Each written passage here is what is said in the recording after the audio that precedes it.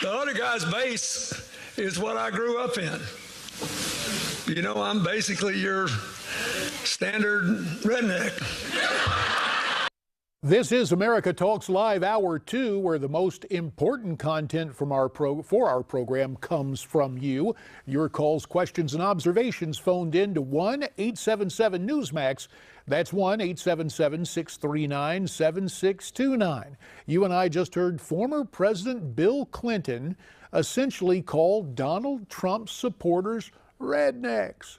Now, considering that his wife, Democrat nominee Hillary Clinton, earlier called out Trump voters as belonging in a basket of deplorables, will these elitist observations make Mrs. Clinton's position as the current frontrunner in the campaign for the presidency untenable, adding fuel to the fire of controversy suddenly surrounding the Clinton campaign?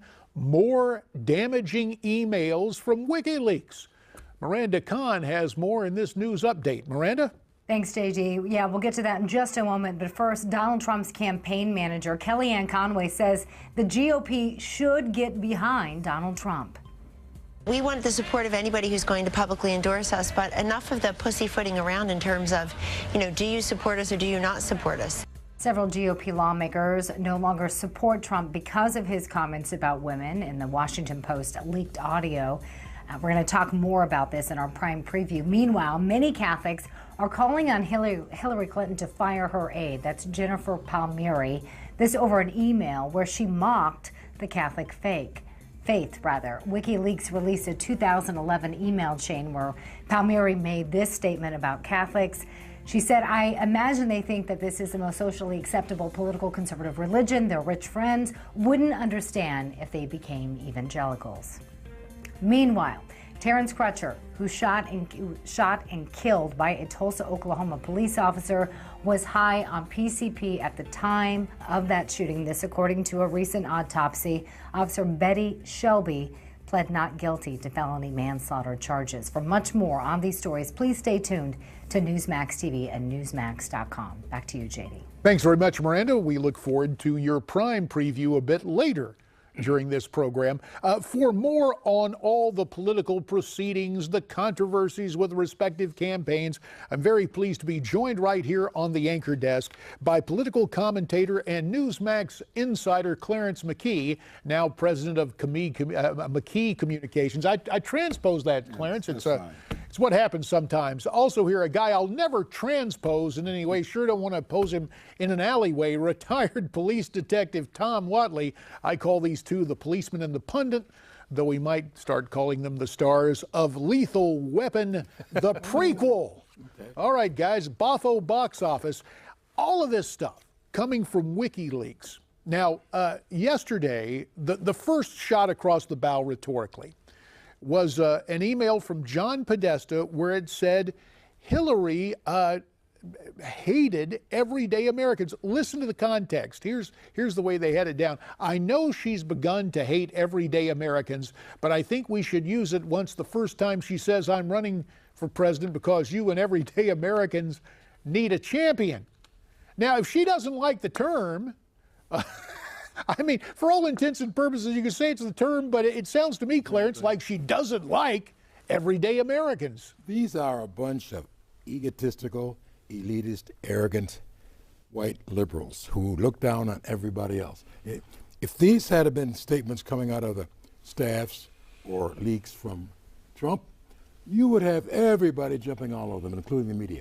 But what you notice, one thing that hasn't happened, not one Democrat has criticized any of those comments, and they're not going to do it. If these had been Republicans, like McKee, they'd be, I disavow all of these statements. Not one Democrat in the next week will sit to say anything. So I hope Mr. Trump really hits home. It's a double standard. We've got a banana republic media that's just like we have in some third world countries. Well, you know, I appreciate the Banana Republic reference, but I tend to think of it more as Orwellian, as in 1984 and the Ministry of Truth. However, let me go back, because there is an argument about the Podesta email here. And as a guy who's given his fair share of speeches, I know that at different times you look for different words. Let's take a look at the way the Daily Caller tried to cushion the blow. They would say they're trying to be more faithful to the context. Look at the headline that appeared in the Daily Caller. Leaked emails reveal Hillary Clinton hates the phrase everyday Americans. Tom, a distinction without a difference? Oh, there's certainly a distinction. We're seeing that now where the media is really trying, especially media on the left, is trying to determine the outcome of the election. I mean, there's insiders. We've seen that. You know, I don't want to take away from the rest of your story, but we know what certain press members, including Mr. Bush, who worked for the Today Show, clearly if you're related to two presidents and the Florida governor, and you insult his family members, he's going to come after you, but he held on to that. So the media is clearly trying to determine this election, not the citizens. Well, it is very interesting to take a look at all the charges and the counter charges. And for example, flying the Trump standard, obviously, as she should be doing, is Trump campaign manager Kellyanne Conway. She appeared on ABC's Good Morning America earlier today. And Kelly, being the pollster that she is, returns to the key problem for Hillary, saying that Hillary has a real trust issue and these emails are not helping. Obviously, in ABC's polling and other places, Hillary Clinton has a very difficult time proving to the American people that she's honest and trustworthy. And I don't think that her actions with her server and the way they treated the email, really imperiling everybody's national security, help that veracity challenge that she has. So, you know, I really got to give Kellyanne credit, because pollsters tell you, you take a look at where a campaign is or a candidate is most vulnerable, and you keep hitting and hitting and hitting it. And Kellyanne returned to that again, Tom. Yeah, she sure did. And there's one thing that we can say is that, certain media outlets, when they do their polling, they also target certain. We know CNN, 58% of the people they polled were Democrats. So how does that work out with the numbers when you're going to get a response? Yeah, it's called weighting the sample. And the simplest way to put it is garbage in, garbage out. If you skew the sample, you get a skewed result. But Clarence, there's just so much here.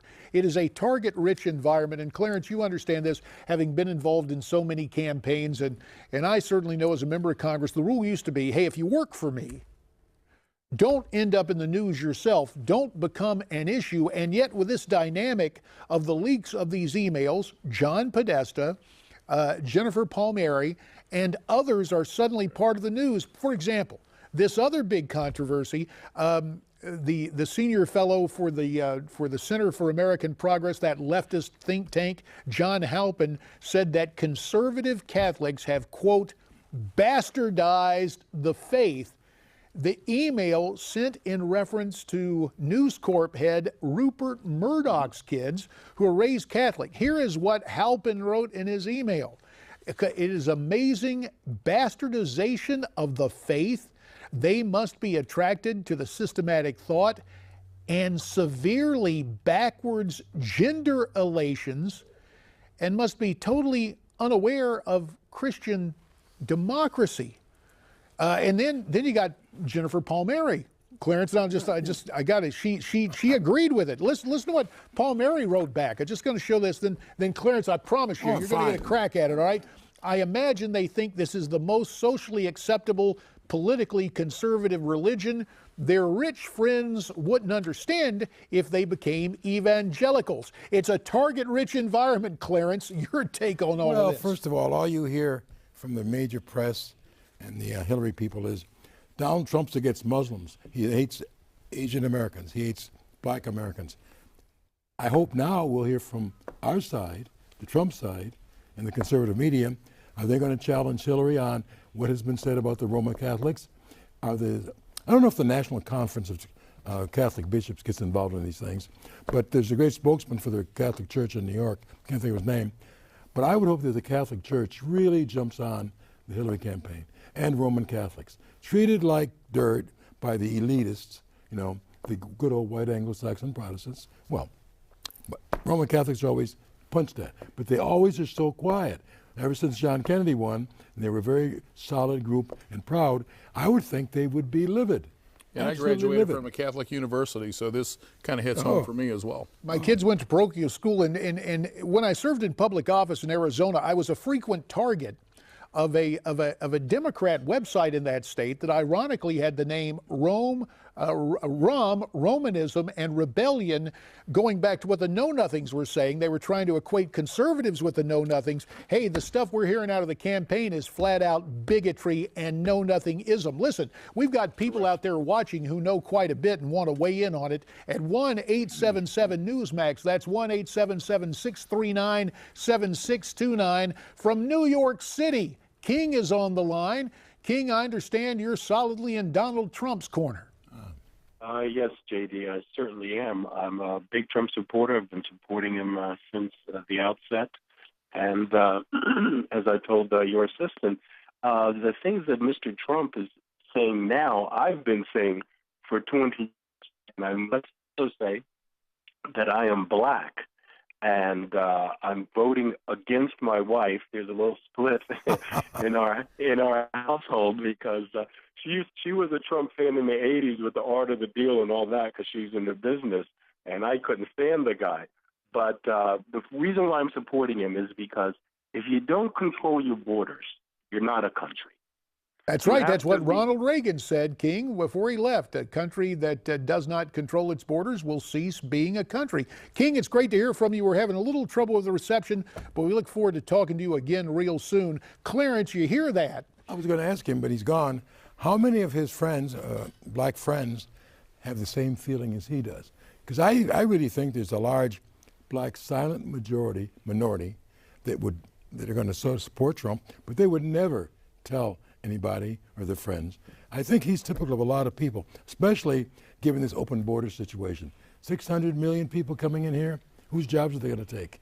There are a whole bunch of Democrats that aren't speaking out that are probably going to vote for Trump as well, but they won't say it publicly. And the real gift here, and what I think it cuts across racial and ethnic and obviously party division lines.